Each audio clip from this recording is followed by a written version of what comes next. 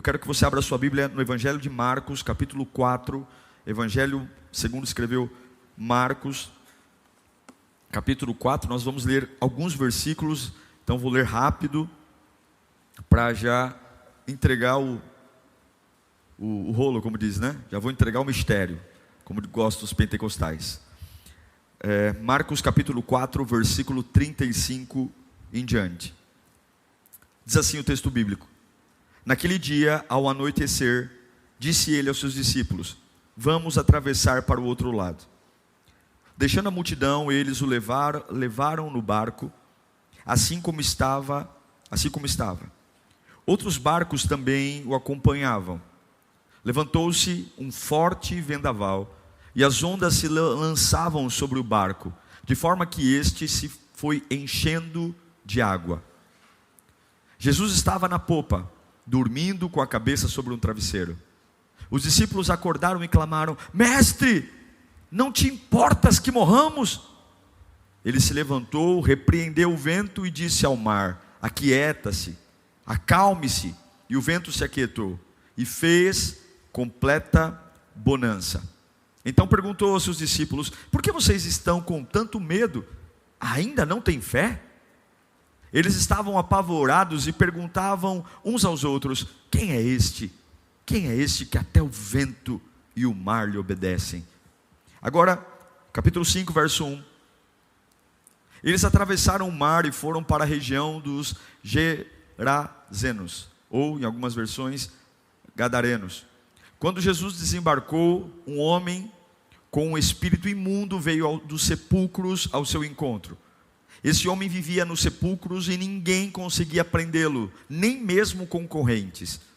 Por muitas vezes lhe haviam sido acorrentados os pés e mãos, mas ele arrebentara as correntes, quebrara os ferros de seus pés. Ninguém era suficientemente forte para dominá-lo. Noite e dia, olha o inferno que era. Noite e dia ele andava gritando, cortando-se com pedras entre os sepulcros nas colinas. Quando ele viu Jesus de longe, correu e prostrou-se diante dele. E gritou em alta voz: Que queres comigo, Jesus, Filho do Deus Altíssimo? O diabo sabe quem é Jesus. Rogo-te, porque por Deus... Que engraçado o diabo é, né? Jesus está falando ali com ele e fala: Rogo-te por Deus que não me atormentes. O diabo é burro, isso que ele é. Pois Jesus lhe tinha dito: Saia desse homem, espírito imundo.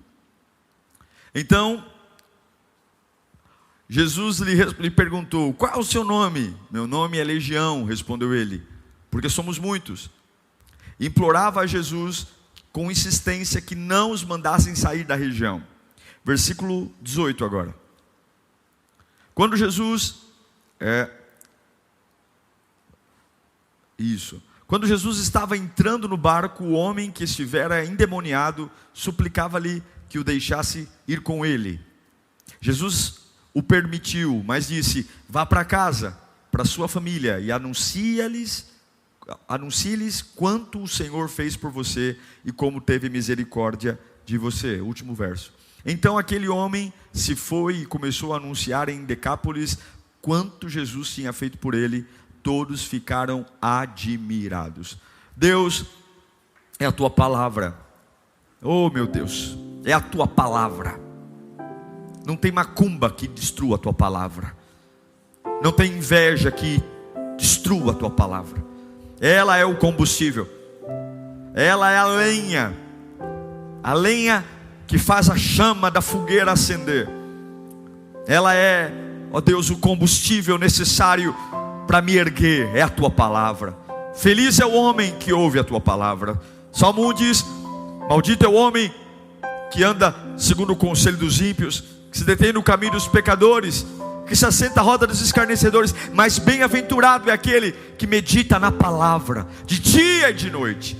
E essa árvore, Pai, prevista no Salmo 1, plantada junto ao ribeiro d'águas, que queremos ser nesta manhã. Fala, Se o Senhor abrir a boca, Pai, nós seremos renovados. Se o Senhor abrir a boca, nosso coração nunca mais será o mesmo.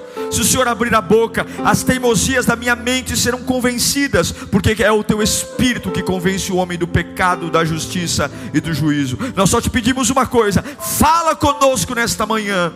É o que eu te peço e imploro, em nome do Teu Filho amado Jesus. Amém e graças a Deus. Esse é um dos textos mais, na minha opinião, mais intrigantes do Evangelho, porque ele começa numa tempestade no mar da Galileia. Eu já estive no mar da Galileia. Ele não é um mar extenso. Ele é um mar que na maioria das vezes ele é muito calmo. Existem sim tempestades meteorológicas no mar da Galileia, mas essa tempestade que nós lemos no Evangelho de Marcos capítulo 4, ela não é uma tempestade meteorológica. Se você for ler o primeiro verso que li a vocês, começa com Jesus dizendo para os discípulos: vamos para o outro lado. Não era um percurso que eles queriam, eles estavam cansados, depois de trabalhar o dia inteiro, mas Jesus, ele toma uma decisão de dizer: vamos para o outro lado. E a primeira coisa que eu quero que você compreenda, quando Jesus dá uma ordem dizendo: vamos para o outro lado, o inferno inteiro pode se levantar contra, mas se Jesus disse: vamos para o outro lado, querendo a tempestade ou não, você vai chegar do outro lado. Jesus nunca se engana, Jesus nunca se arrepende. Quando ele diz: olha, discípulos, nós vamos para o outro lado, pode ter certeza, eu não sei quanto tempo vai demorar, mas que você chega do outro lado, você chega. Eles entram no barco e do nada, Jesus está dormindo, vem uma tempestade, você conhece, é uma tempestade que não é meteorológica, é uma tempestade espiritual. Essa tempestade solavanca o barco, balança o barco, enfim. Mas o que é importante entender? O que tem do outro lado? Jesus sai de um lugar dizendo que vai para o outro lado, e no meio desse percurso, que é o mar da Galileia, uma tempestade que não é meteorológica, é espiritual, se levanta. O que tem do outro lado? Esse é o segredo. Por que esse trajeto está tão conturbado? Por que Jesus não perde o sono? Mas por que os discípulos acordam Jesus dizendo: mestre, não importa-te que morramos? O que tem do outro lado? Do outro lado tem uma cidade, Decápolis, Gadara, uma cidade debaixo do jugo romano, uma cidade tão oprimida, ao ponto de deixar as pessoas perturbadas. Uma cidade que abrigava um homem que era o exemplo da cidade. É como se você vai para o Rio de Janeiro, todo mundo vai: eu preciso conhecer o Cristo Redentor. O cartão postal do Rio de Janeiro é o Cristo Redentor. Cada grande cidade, a marca de Decápolis é que havia um homem que vivia em sepulturas, um homem que andava pelado, que não dormia, que era perfeitamente sem juízo, um homem que dormia em túmulos e se mutilava com pedras. É isso que tinha do outro lado. É isso que tinha do outro lado da margem. Um homem que nutria um desejo de vingança tão forte,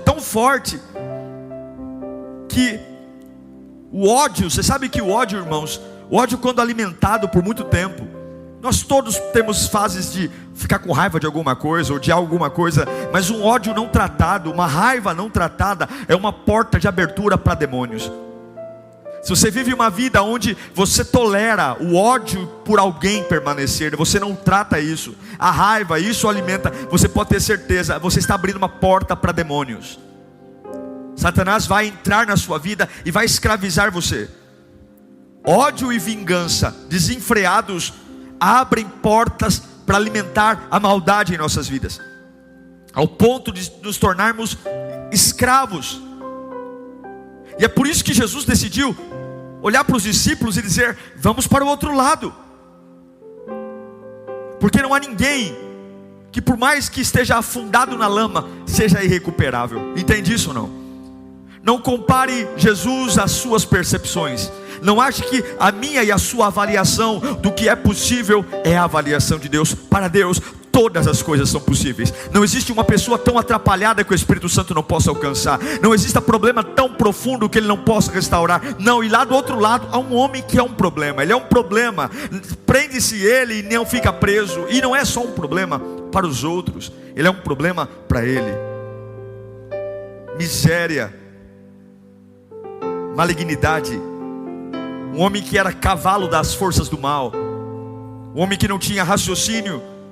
E não só uma destruição externa, de se ferir, mas uma destruição interna. Em Marcos 5,5, vou ler novamente, a Bíblia diz que ele andava sempre, noite e dia, esse endemoniado, esse homem, andava gritando e cortando-se com pedras entre os sepulcros e colinas. Eu sei que é chocante olhar um texto desse e falar, nossa, coitado. Mas muitas vezes você que acabou de pensar, nossa, coitado, está igual a ele.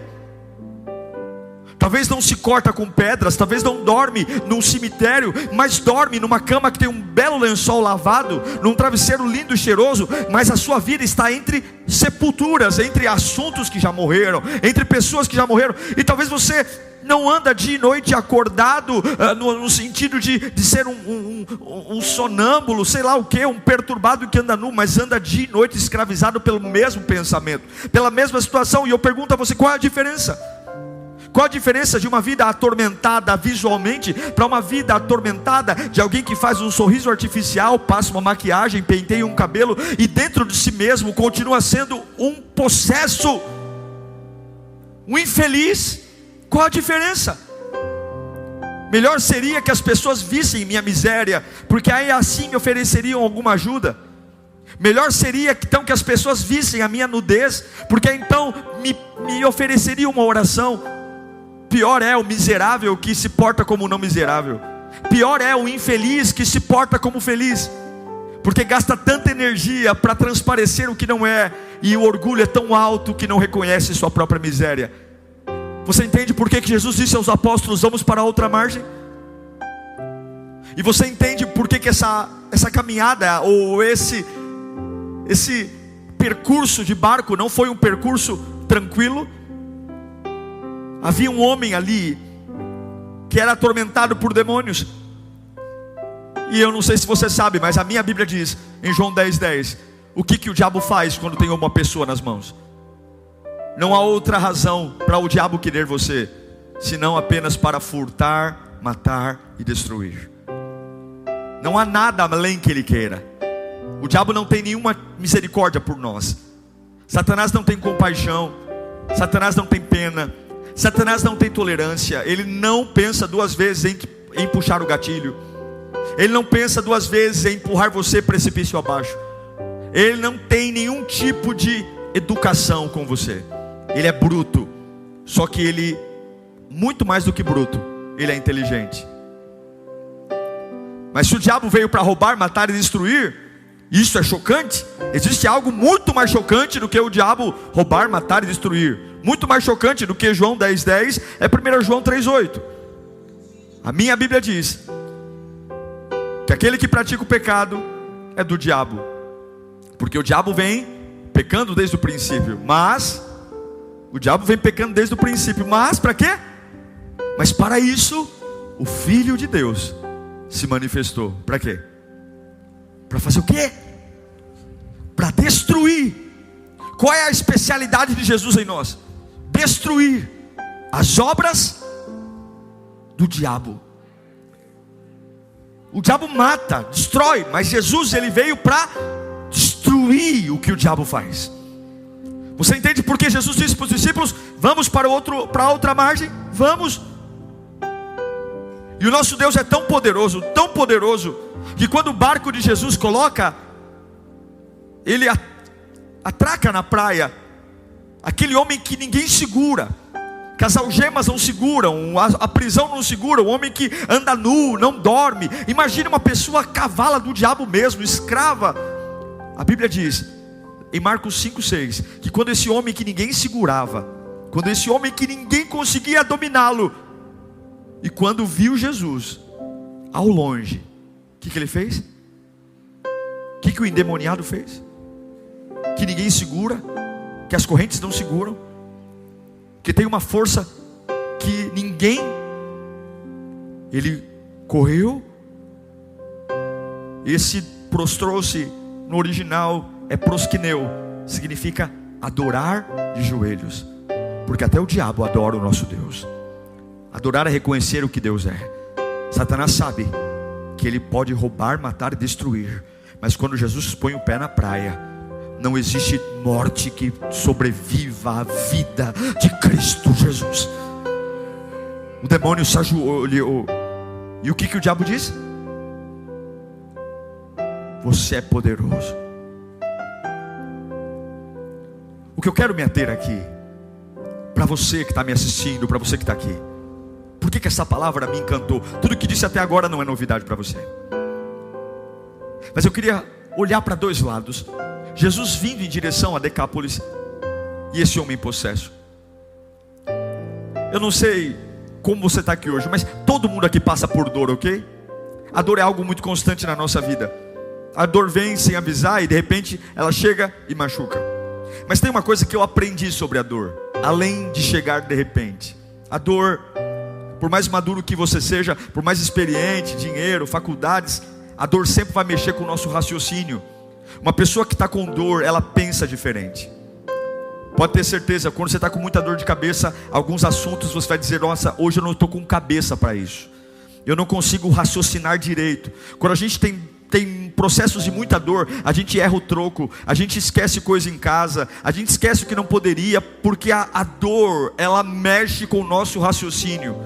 A dor, ela mexe com a capacidade de pensar, e de repente eu não consigo mais raciocinar. Eu não sei como que esse homem lá em Gadara, a gente está vendo o final da história, a gente está vendo um homem endemoniado, a gente está vendo uma pessoa possessa, enfim, mas a gente tem que entender que não começou assim, ok? Ninguém acorda um dia endemoniado, andando nu. Ninguém acorda um dia dizendo: eu vou morar num cemitério. Não começou assim.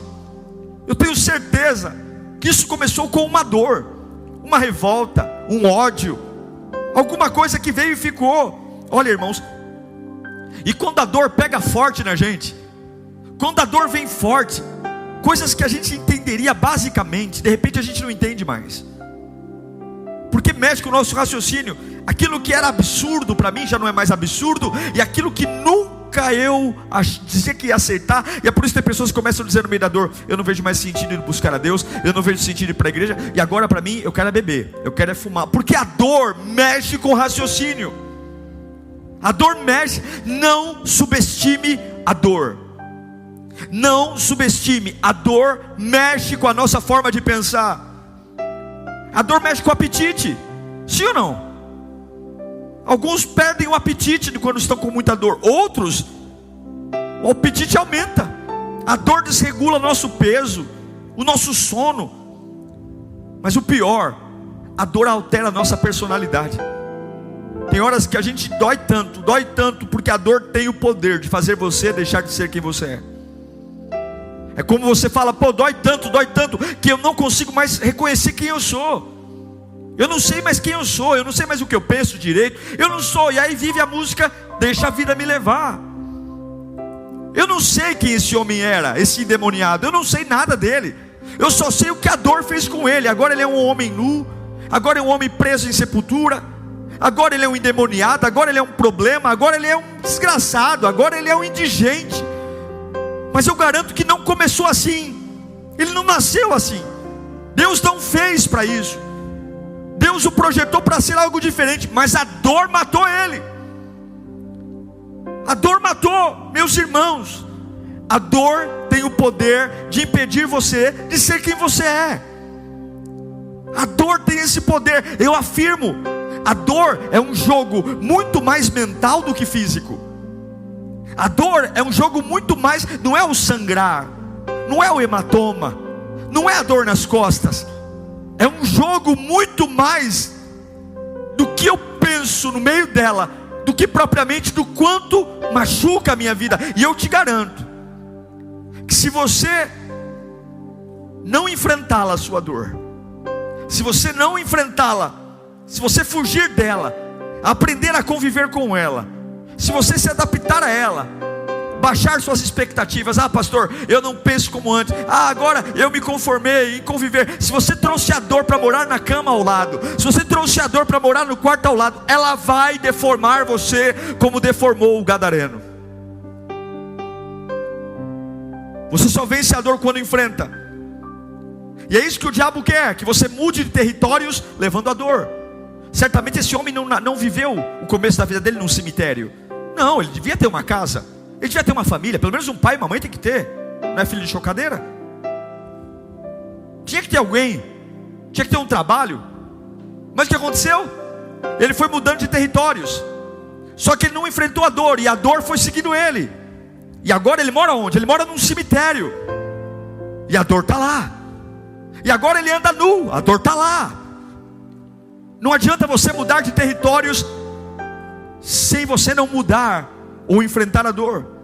Agora preste atenção nisso. Observe na sua vida. Cada vez que você está prestes a entrar num novo nível na sua vida, profissional, ministerial, financeiro, olhe para mim. Presta atenção na sua vida, não hoje, mas ao longo da sua vida. Lembra do primeiro emprego, lembra de um sonho realizado, aqueles momentos que antecedem as grandes conquistas. O que sempre aparece? O que sempre aparece? Eu não sei na sua vida, mas na minha vida, toda vez que passa um filme dos momentos mais legais, mais inspiradores, os momentos que antecedem esses momentos sempre são marcados por tempestades. Sempre. Toda vez que eu quero entrar num novo território, fazer algo diferente, um curso, uma faculdade, arrumar minha vida de alguma forma, sempre, antes de eu chegar nesse novo território, sempre chega algo. O inferno sempre se levanta. Toda vez que eu vou tentar tomar uma decisão para mudar a minha mente, reiniciar meus planos, uma tempestade vai vir.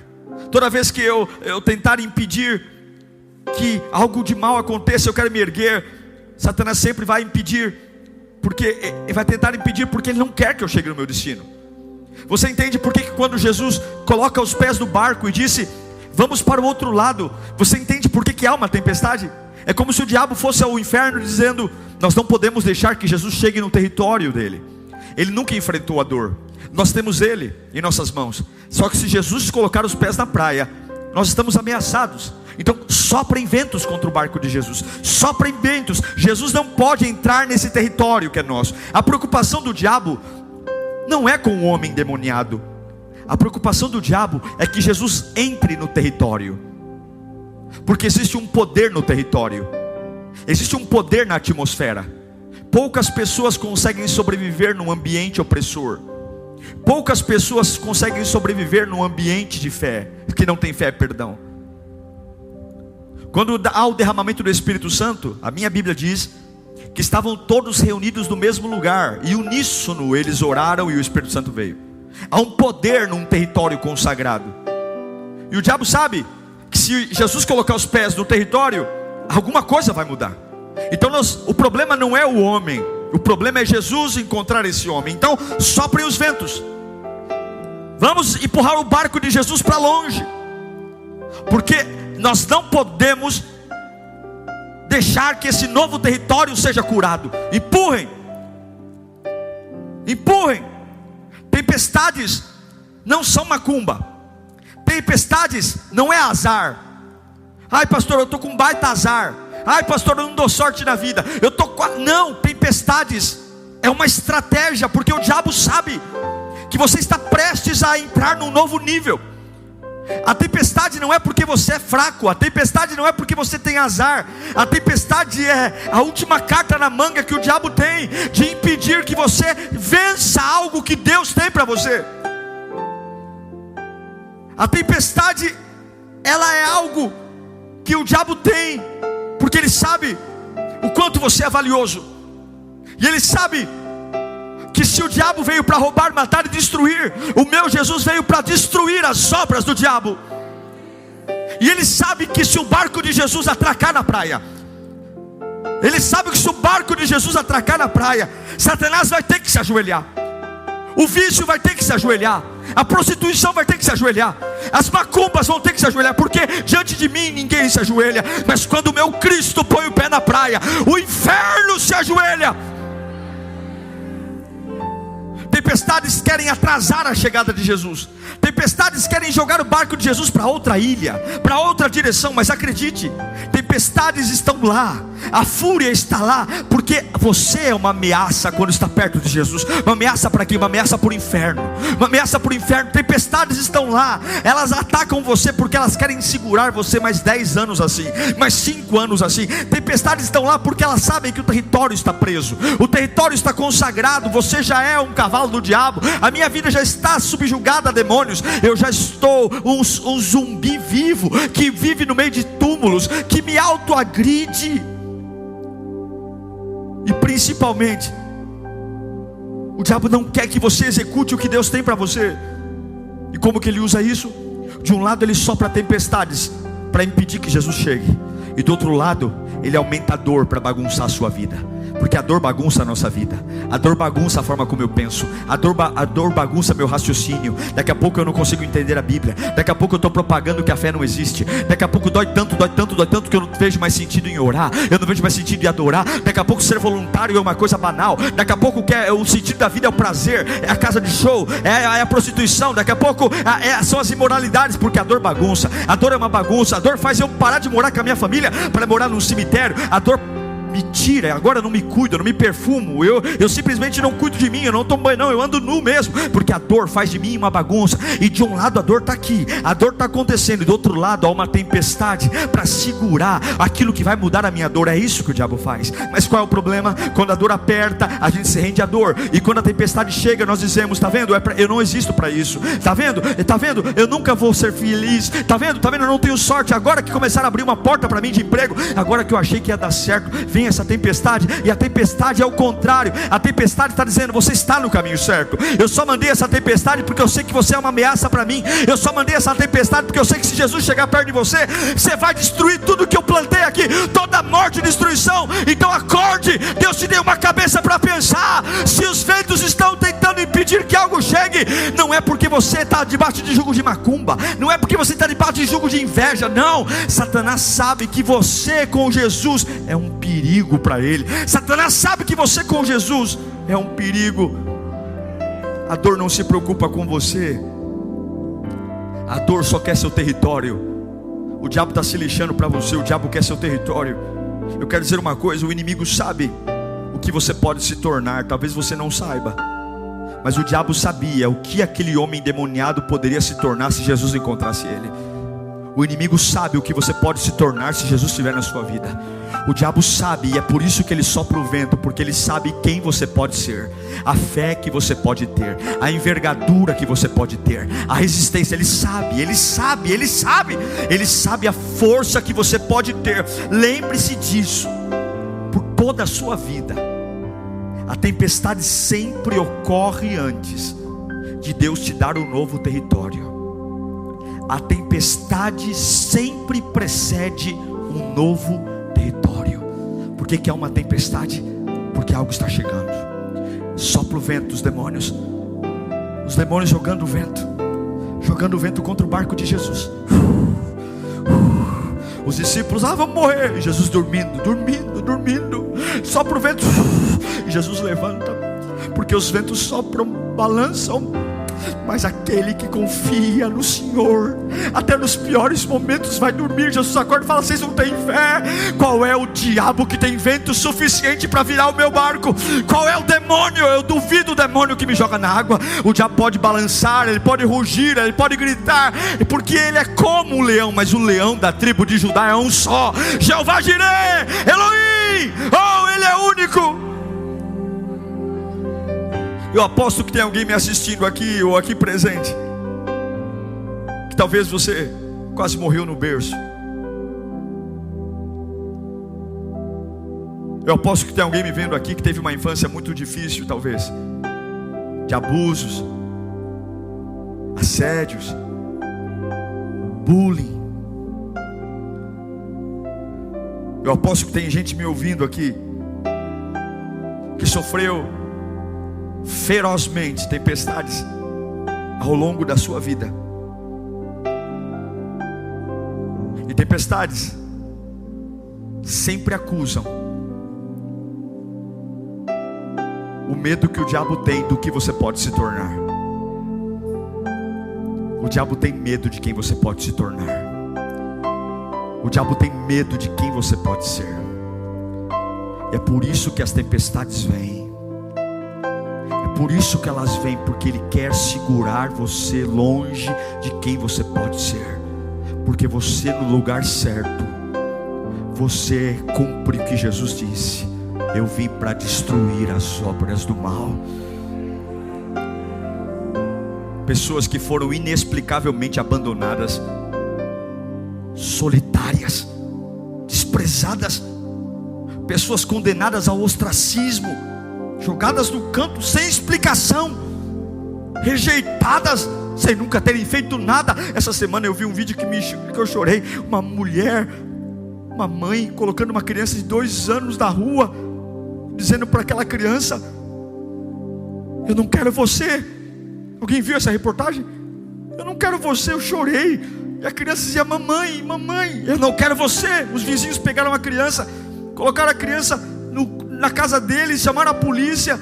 Em 2 anos, a irmã do menino de 8 anos foi lá, abraçou o irmão, abraçando ele. A mãe foi implorar para a filha de 8 anos, foi implorar para a mãe: mãe, pelo amor de Deus, deixa ele entrar em casa. Eu não quero você. Levaram a mãe para a polícia. O delegado falou: eu não quero ele. Não fique com dó dessa criança não, porque o diabo tem medo do que ela vai se tornar. O diabo tem medo do que ela vai se tornar. É cruel, porque o diabo não tem dó de você, mas o diabo sabe o que ela vai se tornar. E eu sei que ainda que eu não a veja nunca mais na minha vida, o meu Deus não dorme, o meu Deus não cochila. E ele disse, assim como ele disse para os discípulos, ele disse: eu vou para o outro lado. Não tenha dó de ninguém, porque ainda que a tua caridade, a tua esmola, a tua ajuda não alcance, o meu Jesus tem os olhos em todos os lugares, e ele vai para o outro lado. E o diabo sabe que a hora que o meu Deus põe o pé na praia, a hora que o meu Deus põe o pé na praia, ele sabe que aquele que sofreu desprezo, abuso, ele sabe o que pode se tornar. Não importa a grossura das algemas, não importa as escoriações cauterizadas no seu corpo, Jesus é um perigo para aquele que está preso, porque ele solta. Jesus é um perigo. Satanás quer bagunçar sua vida. Esse homem aqui, ele não sabia mais ter dinheiro. Tem gente que não sabe mais ter dinheiro. Tem gente que não sabe mais estar em companhia. A dor nos torna intolerantes. Tem pessoas que não sabem mais viver nem em civilização, se tornaram ogros, sem modos, porque lugares nos puniram e a dor fez uma bagunça. A tempestade. E estamos morando em sepulturas, lugares que abrigam lembranças do que quebrou, do que faliu. E não adianta. Não adianta, porque a dor, além de uma guerra externa, cria uma guerra interna. Veja que o texto bíblico diz que esse homem, ele se mutilava com pedras. Se já não bastasse perder família, se já não bastasse perder emprego, dignidade, ele ainda se machucava. Quantos estão assim hoje? Se já não bastasse a fila de cadáveres que você deixou, casamento, namoro, emprego, ministério, além de ter um rastro de cadáveres, você ainda se machuca. Olha no espelho e diz coisas para você que nem o teu pior inimigo te diria. Pessoas que quando conversam consigo mesmas se agridem tanto que nem o diabo talvez teria tanta maldade ou criatividade para se punir como alguns fazem consigo mesmos. Não bastava andar nu, não bastava perder tudo, ele tinha que ainda dia e noite se ferir. Não bastava ter divorciado, não basta ter sido abandonado, não basta ter sido demitido, não basta usar droga, eu ainda vou me punir. Culpa, culpa, culpa. Talvez você não se corta, talvez você não arranca um pedaço do seu corpo, mas a culpa é pior do que arrancar um braço, é pior do que se machucar. É culpa, culpa, culpa. túmulo. Cavalo do diabo, devorado por mordidas, com os dentes vorazes do inferno, dizendo para você: você não pode ser feliz, você não pode ter família, você não pode ter filho, você não pode ter profissão, você não pode ter dignidade, você não pode ter futuro. Não, você deve se machucar, você merece sofrer, você merece punir, você merece o fim, você merece morar em territórios de dor. Pega um Zé Mané na rua, traz para a tua vida. Você merece apanhar de homem, você merece. Vai morar num cemitério, porque a dor vai deixar você bagunçado. Você tem que entender, olha para mim, você tem que entender por que essa tempestade chegou nesse ano. Você tem que entender por que os ventos estão bagunçando você. Você tem que abrir a mente. Você tem que entender que esse vento começou a soprar do nada, porque há uma razão. Você tem que entender por que a calmaria do mar da Galileia, do nada, não tinha nada, que não tinha trovão, não tinha raio, mas do nada veio um vento. Do nada, você tem que entender porque do nada a tua vida está balançando. Você tem que entender que você está sendo agredido porque alguma coisa está vindo em tua direção. Você tem que entender que o diabo está mexendo tudo o que pode e está mandando toda a carga de demônios possíveis, porque ele sabe quem decidiu ir para o outro lado. Você tem que entender que o medo do diabo é ver você no mesmo território com Jesus. Então agora você tem que entender que essa tempestade não está aí de graça. Um homem vai agora ser convidado a viver além da sua tumba, além dos preconceitos, além da dor, além dos hematomas. Tem coisas que você tem que entender que foram cruéis, foram ataques perversos. Tem coisas que a gente ia ser dizimado. Mas preste atenção, é que eu quero caminhar para o encerramento. Preste atenção, não se distraia. Deus está falando com você, você que está em casa. Não menospreze o poder da dor. Não menospreze, mas não menospreze o poder de Deus. Não culpe os seus odiadores agora. Eu não sei em que estágio você está, mas tem coisas tão letais que só Deus pode fazer. Eu sei que alguns aqui estão debaixo da lei do nunca. Você nunca será ninguém, você nunca será amado, você nunca terá família, você nunca será feliz, você nunca será abençoado, você nunca será livre, você nunca vai se recompor, você nunca será alguém de honra, nunca. Porque o diabo gosta de bagunçar você, ele gosta de atacar você. O diabo quer transformar sua cabeça numa bagunça, suas ideias numa bagunça. O diabo ama ver a dor matando você. O diabo ama ver a dor mexendo com coisas que nunca deveriam ser mexidas. O diabo ama ver você morando em outros lugares e acompanhando as maldições atrás de você. Quando a Bíblia diz que as bênçãos me acompanhariam, o diabo ama ver as dores te acompanhando. Ele ama, ele está atrás das coisas que você tem, ministério, família, trabalho. Ele quer matar, ao ponto de se você se tornar o seu maior agressor. Chega uma hora que o diabo vai dizer: eu nem preciso mais agredi-lo, porque ele já se tornou o seu maior agressor. O diabo está atrás do seu território, tudo. Agora ouça, ouça, ouça, ouça, ouça. É por isso que a tempestade chegou, porque o barco de Jesus estava indo para lá. É por isso. Por que o caos chegou? Por que o caos se instaurou? Porque Jesus estava indo para lá. Observe as tempestades que você teve ao longo da sua vida. Veja, a maioria delas aconteceu antes de uma vitória. Observe as maiores conquistas que você já teve na vida. Observe o que aconteceu antes delas. Vitória. Tempestades sempre precedem vitórias. Quando você ainda nem sabia direito quem era, as tempestades estavam lá. Quando você ainda nem tinha entrado no mercado de trabalho, as tempestades estavam lá. Agora, olhe para os momentos da tua vida que as tempestades chegaram, os piores momentos, aqueles momentos que você não achou que ia resistir. Me responda, como é que você conseguiu chegar até aqui hoje? Como é que você está aqui? Lembra de cada uma delas. Quando você chorou no pé da cama e disse: eu não vou suportar essa tempestade. E eu pergunto para você, se aquilo que você disse aquele dia fosse verdade, o que você está fazendo sentado nesse culto hoje? O que você está fazendo aqui agora? Se aquela tempestade fosse tão poderosa, por que você ainda está vivo aqui?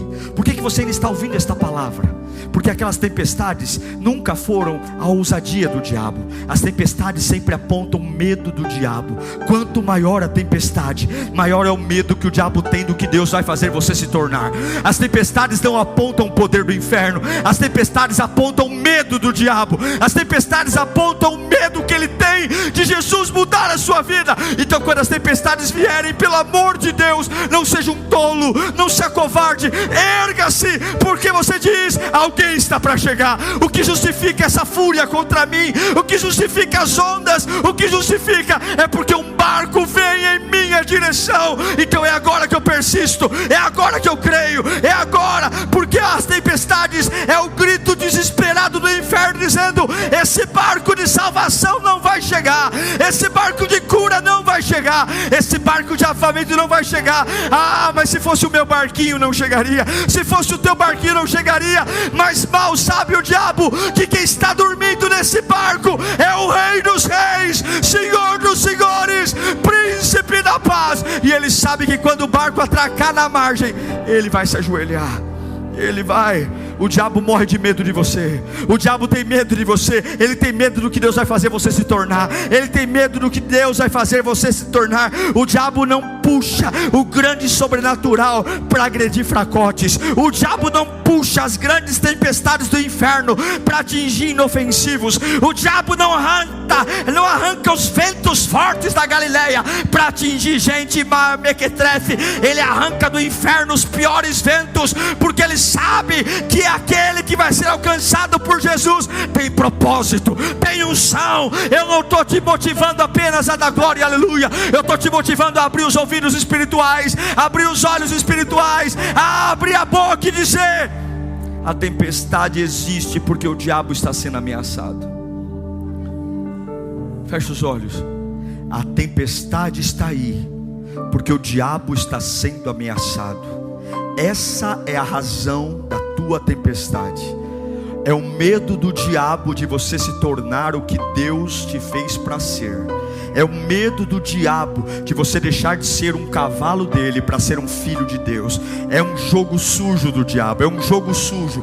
Mas antes que ele cresça, é o que ele pensa: eu vou destruí-lo. Antes que ele seja livre, eu vou amarrá-lo mais. Antes que ele seja restaurado, antes que ele possa aprender a Bíblia, eu vou bagunçar a mente dele. Antes que ele acredite em Deus, eu vou alcançá-lo e vou torná-lo um autoagressor. Toda tempestade vai tentar impedir você, mas Jesus está aí. Jesus está aí. Não é acaso, não é. Quando Jesus levanta as mãos no meio do barco, ele manda os ventos se cessarem. Feche os seus olhos.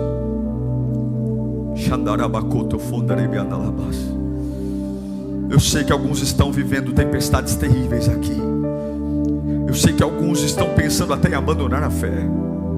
E essa palavra veio para mudar a sua visão a respeito dessa tempestade. Essa palavra veio para abrir os teus olhos espirituais, para que você veja que acabou a fase de morar em cemitérios.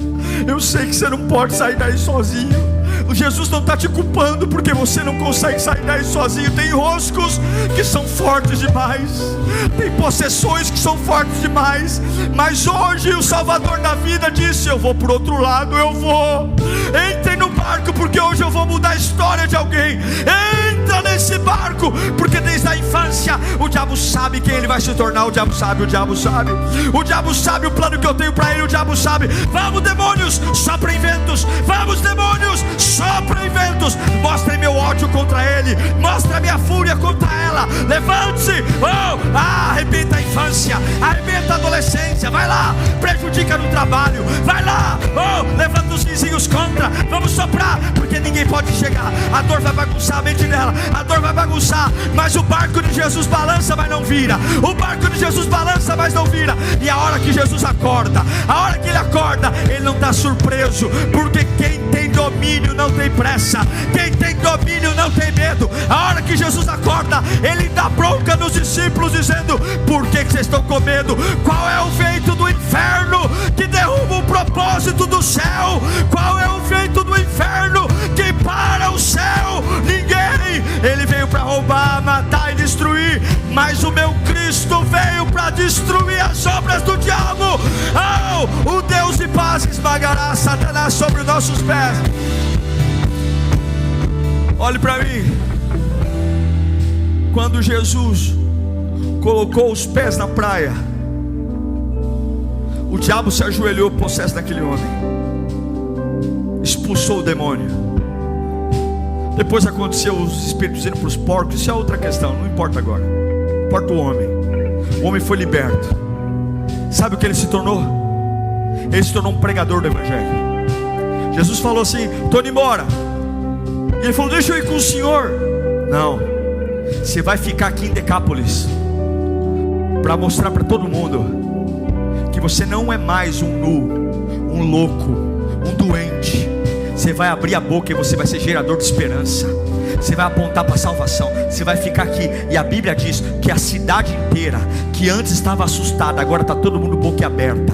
O assunto não é mais o lunático que anda nu, que se agride, que mora em cemitérios. O assunto agora é um homem que encontrou Jesus, e o território dele foi curado, a alma dele foi curada, e agora ele prega a cura, a libertação. É por isso que a tempestade chegou, é por isso que a tempestade veio. Olha, meu irmão, toda tempestade antecede avivamento. Você está entendendo isso ou não? Entende? Coloque a mão no seu coração. Pai, eu oro por esse povo agora. Toda bagunça gerada pela dor, que afetou o raciocínio, que afetou a fé, que afetou a espiritualidade, toda bagunça gerada pela dor, que mexeu com a alma, agora, em nome de Jesus, o Senhor está vindo. A tempestade pode me assustar, mas a tempestade não para o que o Senhor vai fazer. Venha Jesus, venha Jesus, venha com o teu poder, venha, venha com a tua glória, venha. Como é bom sentir essa presença. E agora eu estou vendo a minha dor se ajoelhar diante dele. Eu estou vendo aquilo que gritava dentro de mim se ajoelhar. A falta de perdão se ajoelha, a raiva se ajoelha, o ódio se ajoelha, a incredulidade se ajoelha. Não há mal que não se ajoelhe, porque Ele é o Rei, Ele está acima de tudo. E algo começa a nascer em mim, algo que eu nunca pensei, que nunca imaginei. As feridas são curadas, a boca é curada, a alma é curada, porque o meu Deus é especialista em destruir o que o diabo faz. O meu Deus é especialista em restaurar a família. O meu Deus é especialista em recuperar o homem da droga. O meu Deus é especialista em levantar pessoas do alcoolismo e colocar de novo uma reputação. O meu Deus é especialista em ver empresas quebradas. O meu Deus é especialista, e tudo aquilo que foi vergonha será dupla honra.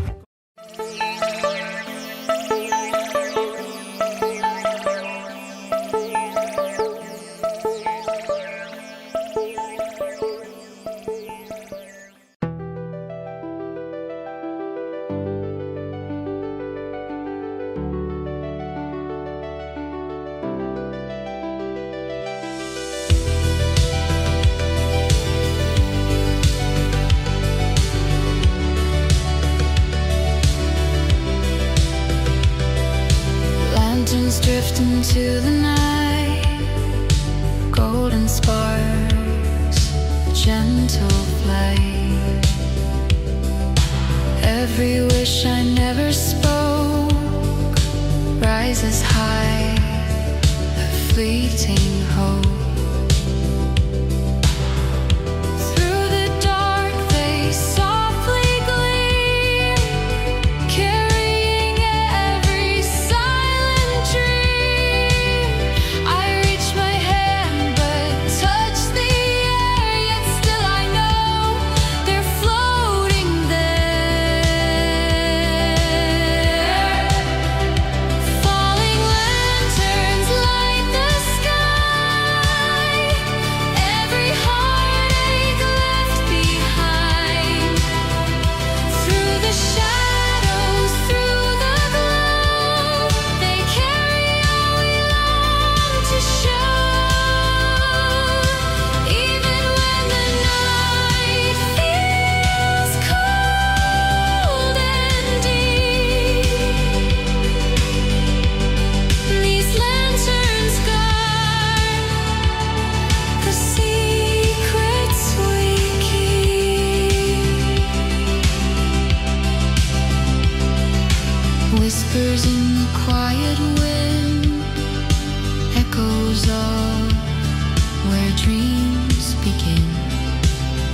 Each flame a story, each spark a song, a fleeting place where we belong.